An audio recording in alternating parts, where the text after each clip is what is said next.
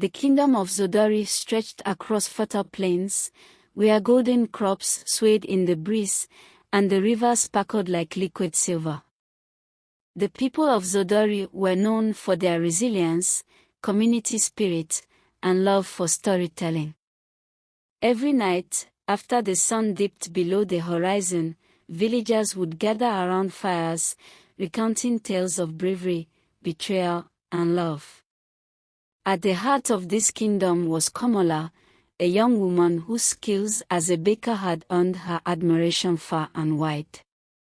Her hands worked magic with flour and fire, crafting bread and pastries that seemed touched by the gods themselves. But Kamala's story was more than one of culinary mastery, it was one of courage, betrayal, and redemption.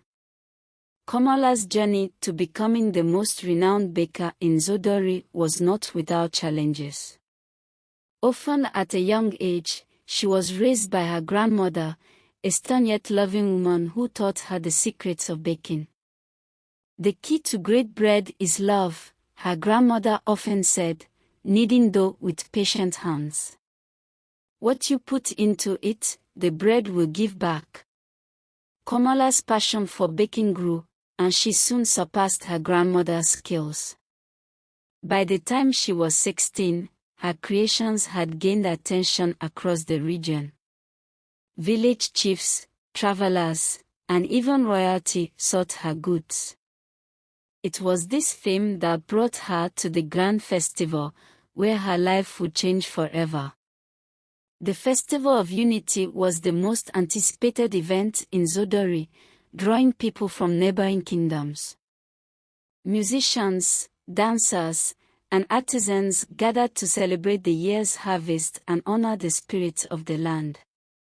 Kamala set up her stall early, arranging loaves, cakes, and pies in neat rows that drew a crowd almost immediately. Among the visitors was Kweku, a merchant with sharp eyes and an air of confidence. As he sampled her wares, he couldn't help but notice the baker herself. Her smile was warm, her laughter infectious. He struck up a conversation, and by the end of the festival, he knew he wanted her in his life, not just for her bread but for her spirit. Kweku was not a man to shy away from a challenge. Over the following weeks, he frequented Kamala's bakery, finding excuses to linger and talk. Kamala, though flattered, was cautious. She had seen many promises broken and was determined not to be swayed by sweet words alone.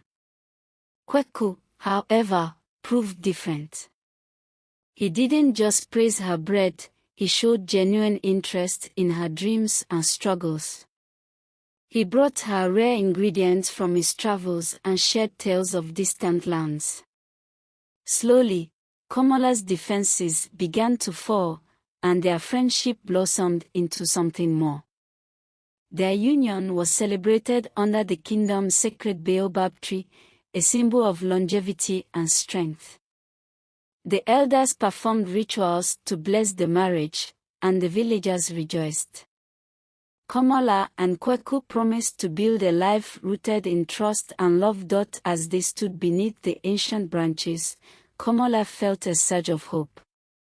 She believed her life had finally aligned with her dreams, and she was ready to embrace her new role as both a wife and partner in Kweku's endeavors. Not long after their marriage, Kamala discovered she was expecting a child. The news brought joy not only to the couple but to the entire village.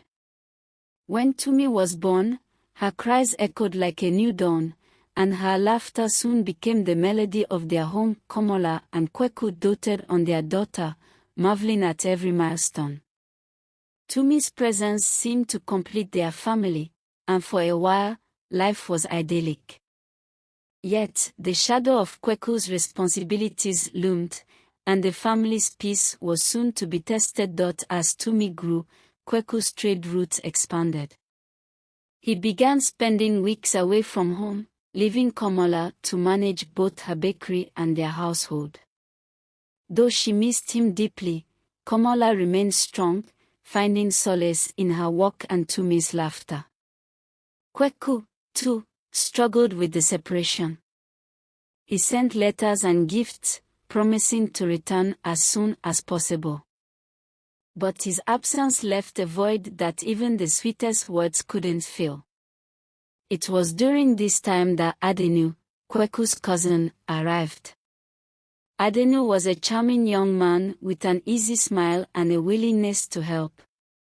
Sent by Kweku's family to assist Kamala, he quickly became an integral part of the household. He fetched water, repaired tools, and entertained Tumi with stories and songs. Kamala was grateful for his presence. With Kweku away, Adenu's help lightened her burden. He seemed like a blessing, a loyal cousin and a devoted uncle to Tumi. Little did she know, his arrival would change their lives in ways she could never imagine.